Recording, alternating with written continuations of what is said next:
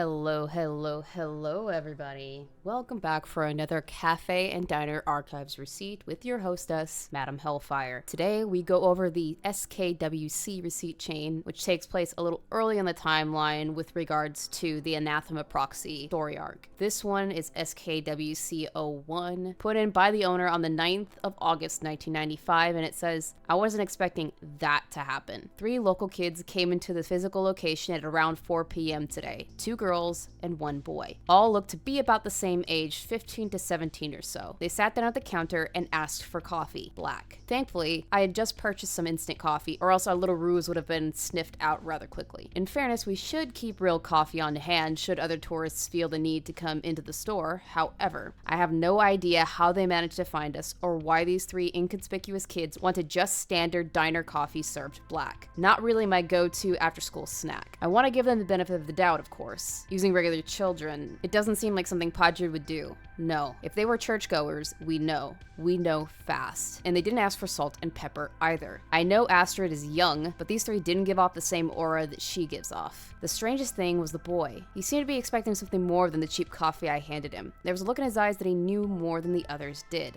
Speaking of eyes, the red-haired girl had the most peculiar eyes, Canadian eyes. Perhaps that's why they came in, for some direct service. All in all, though, we made $3. Good to see we're starting to turn a profit, eh? I'm going to assume that this is where some of the teenage workers for the cafe and diner come in. I'm assuming this is their genesis, their backstory as to why they're working for the cafe and diner. And that's pretty interesting. I like that they're giving us that information. Here's SKW2, which was put in 2 days later by the owner, and it says, those kids were back today, although they didn't come inside this time. I saw them snooping around looking through our trash, which I think we can all agree isn't typical teenager behavior. Interestingly enough, the boy with the red glasses kept having the red-headed girl look around the cafe through a modified planchette-shaped monocle of sorts. I wonder what they were looking for. Perhaps it is best to simply ask them. Then again, few good things come to those who ask too many questions. If they are to stop by again, I think I shall have a chat with them, see what business they have with the cafe. At this point, I find it hard to believe they simply enjoy the cheap instant coffee or the lackluster ambiance of a late 80s cafe and diner facade. The boy knows something of our operations. Why else would he order his coffee black? And the red-haired girl, she has some tie to Ottawa that I can't quite place. Oh, and then there is that other girl. She has a look in her eyes that sends chills down even my spine. She has the eyes of a haberdasher, no doubt. You know, perhaps they would be interested in working for the cafe part-time. We do have a few numbers left to fill. Let me know your thoughts, but I'll warn you, I've already made up my mind on the matter. Yep, this is when they got brought in. I love this. 12 days later, on the 22nd of August 1995, the owner enters SKWC03 and says, those strange kids were back again, and after a long discussion with the 3 of them, I am happy to announce they will be joining our operation part-time. We now have employees number 35, 44, and 1313, codenamed Medium, UFO, and Scry, respectively. Employee number 35 will be assisting me in envisioning the future of the cafe and diner, seeing what opportunities are out there and such. Number 44 will be assisting number 62 and number 17 equally in their affairs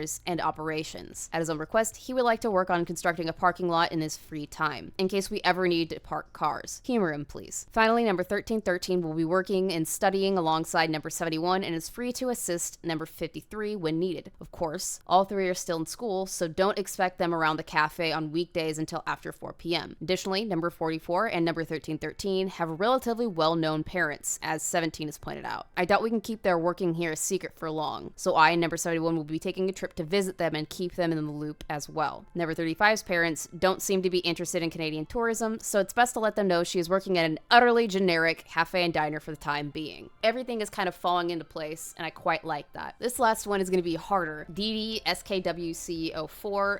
DDs are some of the hardest to crack. Password hint is newcomers first to fourth. It's a knowledge base in 6 words. Let's go ahead and get some clues from the wiki page. It says, who are the 3 newcomers? What are their codenames in the 4th? Number codename, you may have to try it a few times to get the correct order. So I'm assuming this is the 4th cafe, so let's pull up the information for this.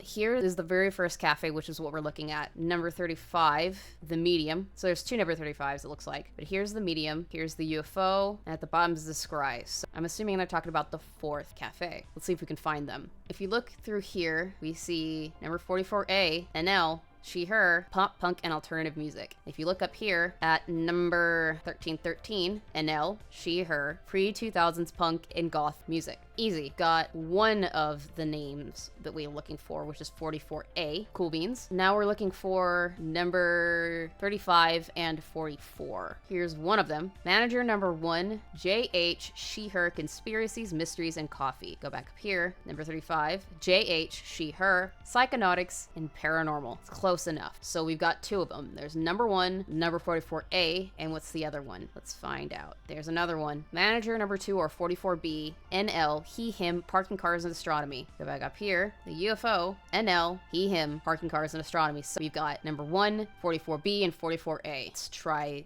that.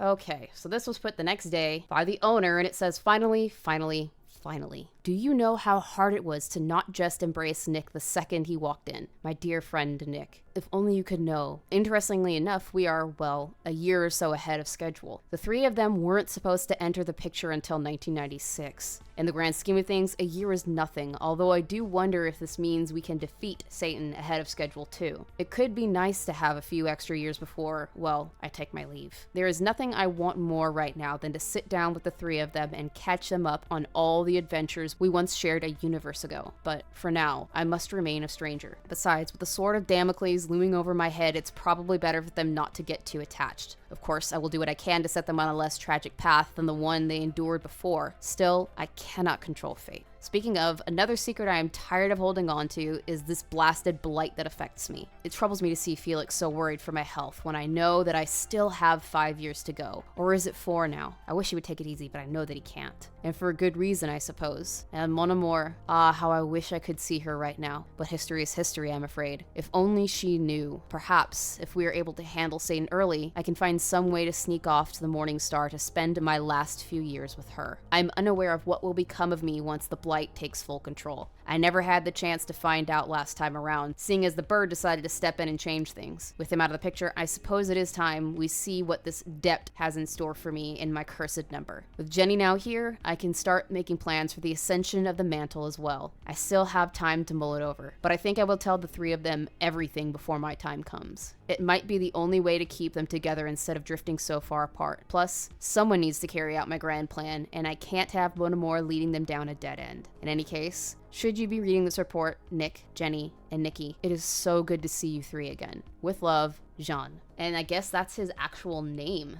Wow, that's very deep, and it gives you a lot of insight into what's coming. We know now that the owner has so much love for these three kids, and they become very, very close, especially with Nick. And we know that the owner is fated to die or become something that isn't himself. And the third thing that we know now is that in another life, in another universe, in another timeline, these three drift apart for whatever reason. And that's very sad. I do hope that there's something that's happy for these people in the end, but knowing how a lot of these ARGs go, that's never the case. But next time we will get to another seat chain arc of the Anathema Proxy. Until then, sweet nightmares.